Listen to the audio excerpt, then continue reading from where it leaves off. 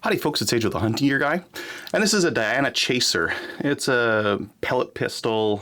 This one's in .22 caliber. Here in Canada, our laws are a little bit weird. So for pellet pistols, if they're under 500 FPS, they're non-restricted. If they're above, they're considered a gun. This one at .22 caliber, you don't need a PAL to buy it, and you can just go carry it and do whatever you. And what I want to do with it is go shoot grouse. So if you're shooting grouse, 177 pellet, pretty light. .22 cal pellets are a lot heavier. They carry more energy at the same FPS. So I prefer to use the .22 cal. You still have to like get headshots on the grouse that I shoot.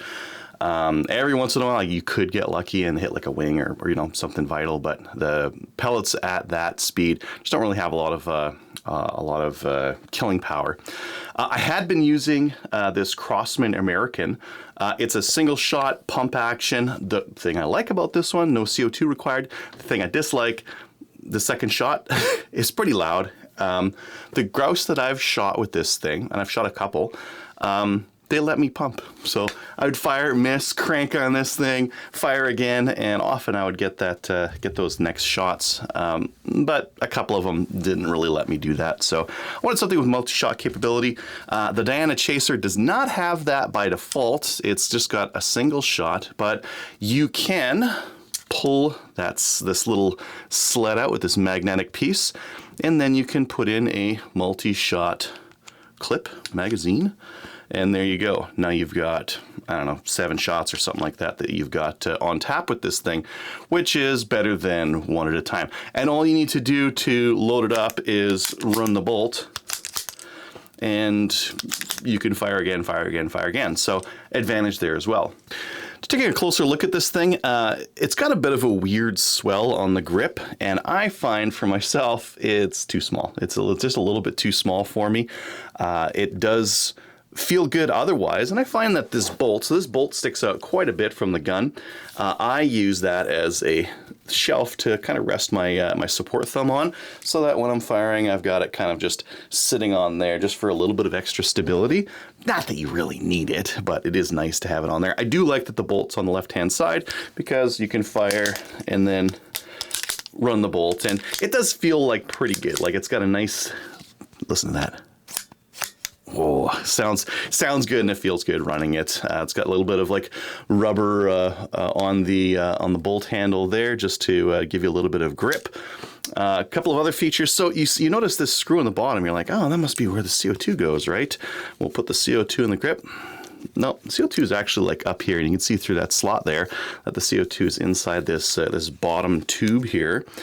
This is for the optional rifle adapter. So the rifle, the stock adapter goes on here, and then that's what you would hold out. It's something that kind of goes on the bottom there. I didn't, for my use case, not useful for me, because again, I want to use this as a compact grouse gun when I'm out deer hunting.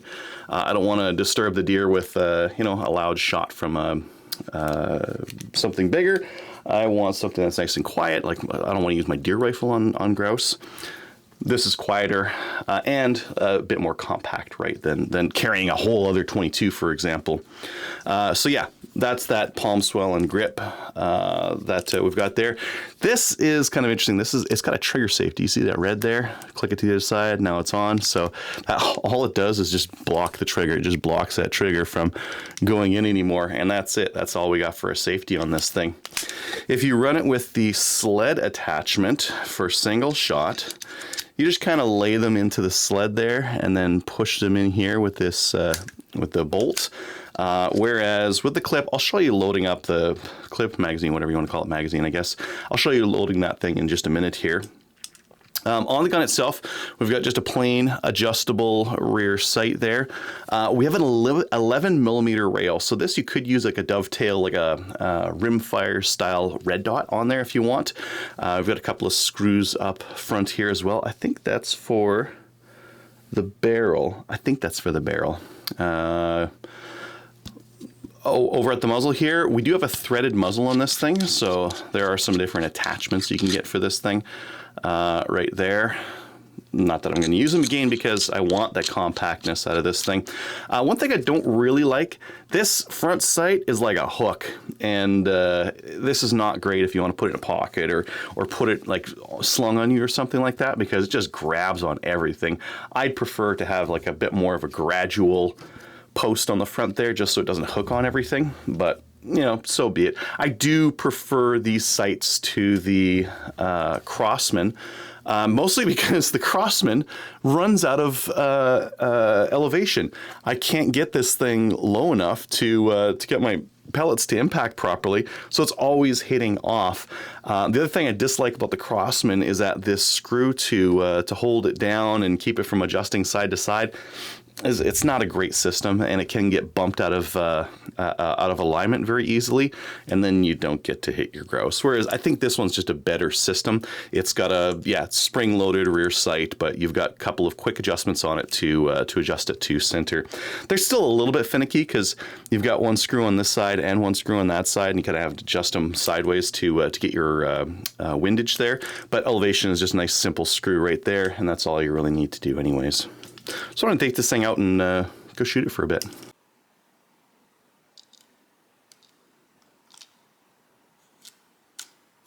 All right, loading's a bit tricky. You need to, from the back here, load one backwards pellet. So we're going to put that one in backwards and then turn the plate.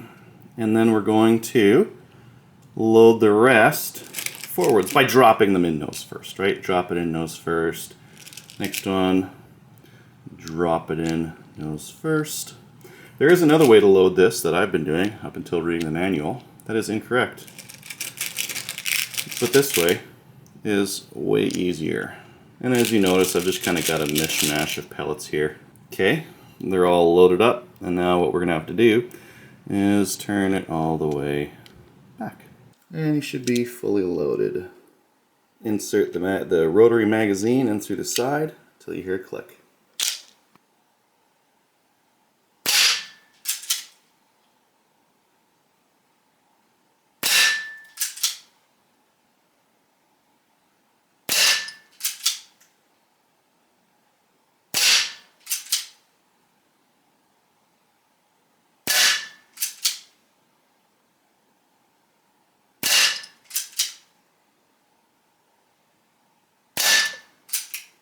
On the last shot, the bolt won't allow itself to go back in because it stops on this piece of plastic here.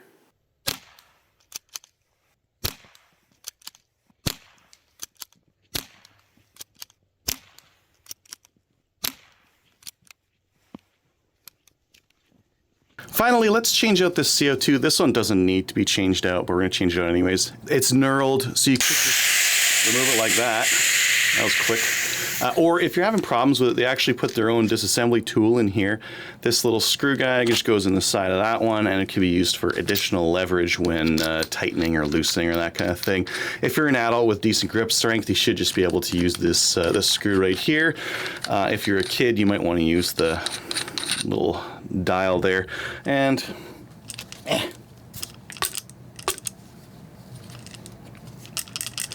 should just come out of there. But since we've got that window on the side, we could just press on it, I guess. There it goes. And it fell out. There's our gas cylinder, so that's the way it goes in. So to reload this thing, you're gonna take your new gas cylinder, put it in that like there, grab this guy, put it on, and then pinch it tight, and that tightening there is going to pierce that cylinder. You can see through the side there what's going on, see if it's seated right, all that kind of stuff. And when you're done, you just unscrew it, pop it out. Normally it just falls out of there, but I don't know why it's sticking. Maybe it's just this one here, and just pop it out. Personally, if I'm out hunting, I'll load up my magazine, the rotary clip magazine, clipazine there. I'll grab a fresh one of these, carefully put it in there. And as long as you don't bump it, you don't need to pierce that cylinder. So you could just leave it just like that. And once you actually see the grouse, give it a quick turn, load up, and then fire. You will want to keep the safety on once you've got that gas pierced. Other than that, yeah, I used it for grouse hunting and it worked fine. Some of the things to note with it, I will say that the bolt, like, it does stick out quite a bit. So personally, what I like to do is store mine on my binos case. Okay, I've always got my binos case on me. I usually put my tags, my binos, a little bit of spare ammo on the side and that kind of thing. I prefer not to carry a backpack when I'm hunting, just like this. So with one of these, I would prefer to just kind of snake it through like that, and it just kind of sits there, right? Now, nice thing with this, hands-free on it. I can have my deer rifle or whatever, or if I'm not hunting deer, I can just walk like this, totally hands-free, right? The only downside to this is that bolt handle. You can see it kind of pokes into my chest there. Because I'm right-handed, I want it to go in that side. I suppose for the lefties out there, you could pop it in that way and it would sit just fine on you. And that bolt handle is not going to poke into your chest that much. There's just a couple of other things to mention about the Diana Chaser. Here's the box it comes in, and you're like, oh my god, that is a huge box. What the hell? Why do you need such a big box for this size of gun? And it's because they include a case with it. And the case is also humongous for the size of the gun that goes in here. I don't use this case. I don't use this. This is ridiculously way too big, right? And if you if you look at it, it's a big old chunk of foam. It's got space for like some pellets and all this other, and the magazine, the rotary magazine. The rotary magazines don't come with it. You have to buy those separately. Holy, what a waste of space this thing is. It's just, it's too much, right? There's another zippered pocket up here. I guess if you had the takedown stock, you could throw that takedown stock in the top.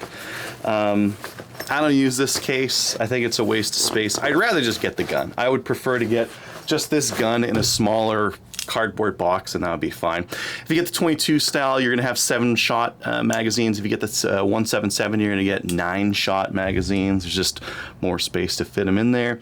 Should you get one of these things?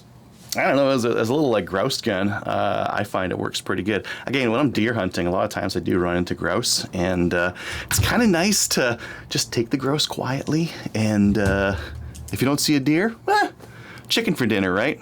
Thanks for watching.